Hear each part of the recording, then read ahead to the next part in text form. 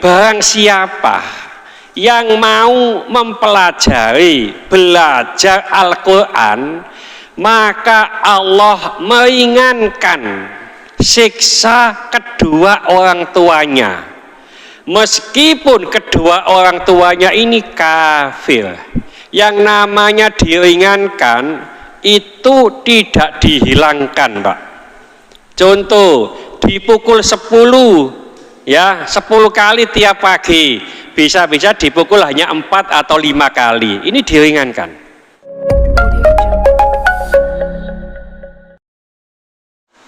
Assalamualaikum warahmatullahi wabarakatuh. Sebelum saya lanjutkan, tadi ada pertanyaan, Pak, begini. Ada pertanyaan bahwa ada seorang anak yang mu'alaf, lalu kedua orang tuanya ini masih non-muslim, lalu kedua orang tuanya ini meninggal. Apakah doa anak ini bisa diterima oleh Allah? Yang kedua, doa apa atau kelakuan apa yang bisa diterima oleh Allah untuk siapa? Untuk kedua orang tuanya yang telah meninggal, yang notabene ini non muslim. Begini, secara aturan agama, sekali lagi secara aturan agama, pertama begini, ada hadis bahwa ada anak perempuan yang mana anak perempuan ini sudah Islam, lalu kedua orang tuanya ini non muslim tapi masih hidup. Lalu anak perempuan ini tanya kepada Rasulullah, wahai Rasulullah, apakah saya boleh menjenguk kedua orang tua saya? Apakah saya boleh berhubungan dengan kedua orang tua saya, yang mana notabene kedua orang tua saya ini non muslim? Apa jawab Rasulullah? Kamu harus tetap, ya, kamu harus tetap berhubungan, bermuamalah dengan siapa? Dengan orang tuamu. Artinya berhubungan masalah duniawi, monggo. Masalah agama, lakum dinukum waliyadin. Jadi kalau masalah agama, ini agama saya, ini agama Anda. Jangan sampai begini, Duk, ibu gelem melok nang masjid, tapi nek dino minggu awakmu melok nang gereja ya. Nah, ini yang tidak boleh. Ya, jadi anak yang Islam mempunyai orang tua non muslim tetap harus bermuamalah dengan baik. Yang kedua, ada seorang sahabat laki-laki kaya, Pak. Orang tuanya kaya. Lalu sahabat ini menyembelih unta, menyembelih kambing, tidak hanya 1-2, menyembelih unta itu ratusan. Untuk siapa? Pahalanya disedekahkan untuk orang tuanya yang telah meninggal, yang notabene ngapunten orang tuanya ini beragama Yahudi. Apa kata Rasulullah? Tidak nyampe. Jadi menurut aturan agama, doa kita, amalan kita yang kita sampaikan untuk orang yang telah meninggal, baik itu orang tua atau siapa saja yang non muslim, tidak nyampe. Itu menurut aturan agama. Nah, umpamanya Allah menghendaki lain, itu kita tidak bisa apa-apa. Dulu pernah saya ceritakan, Pak. Ceritanya begini, ada umat Nabi Musa, ya, saat itu sebutlah namanya Pak Fulan. Nah, Pak Fulan ini 500 tahun ini ahli ibadah, tidak pernah maksiat, ya. Nah, saat itu malaikat Jibril lihat-lihat catatan di Lauh Mahfud. Itu kok ada orang yang 500 tahun ibadah terus tidak pernah maksiat. Wah, pahalanya bagaimana? Dilihat di Lauh Mahfud. Ternyata tulisan di Lauh Mahfud itu adalah Pak Fulan finnar. Pak Fulan ini di neraka. Heran yang namanya malaikat Jibril, ya. Apa maneh wong kene Pak ibadah sik kadang-kadang, ya, mbok neraka mbok apa iki. Wong itu ibadah 500 tahun aja di neraka. Nah, akhirnya malaikat Jibril ini menghadap kepada Allah. Gampangane protes. Ya Allah, ono apa Jibril? Ada apa Jibril? Saya tadi melihat catatan di Lauh Mahfud. Iya, kenapa?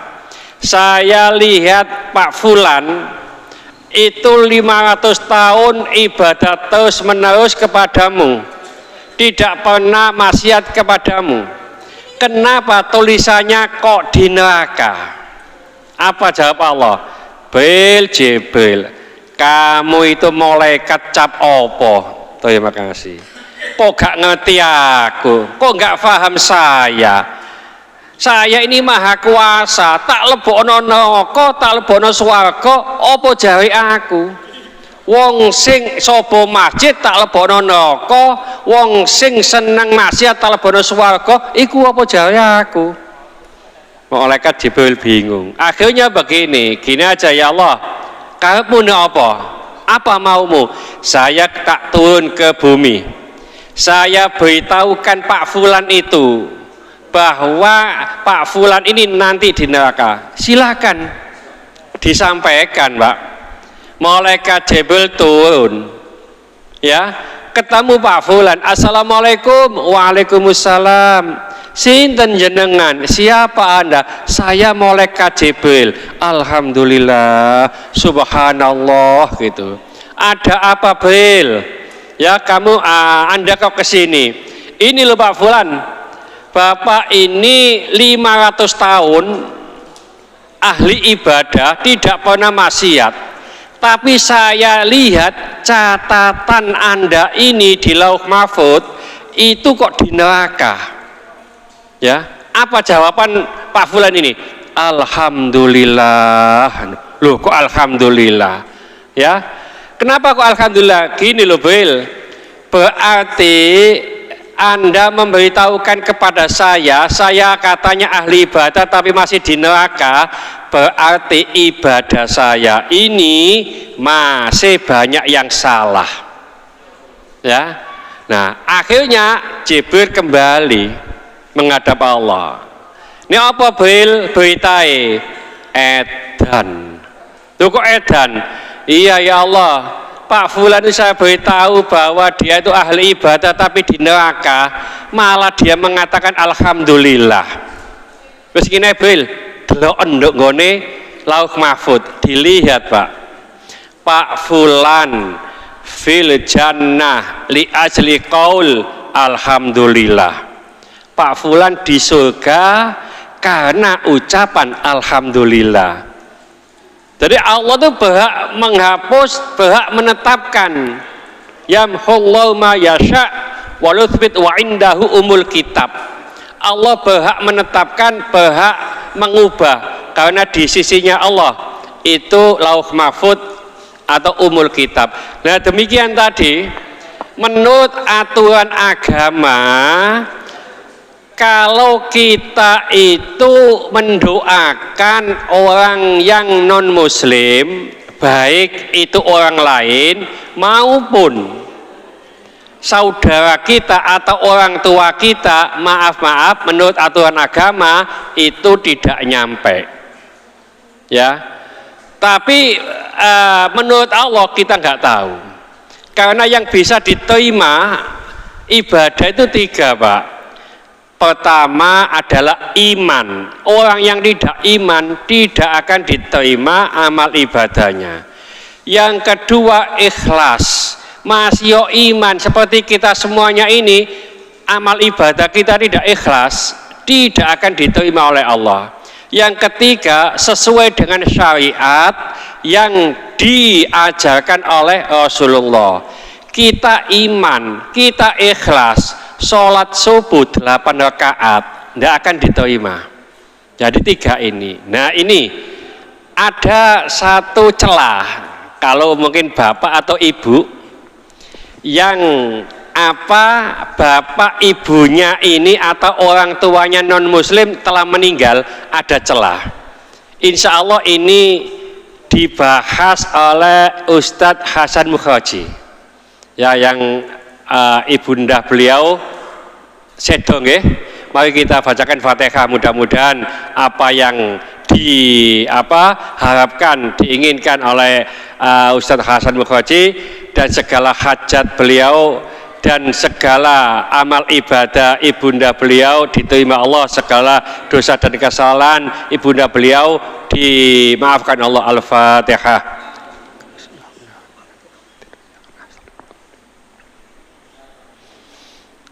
Ya, Ustadz Hasan Mukhaji di sini ngajinya kitab Tanbihul Ghafilin, gitu Pak ya.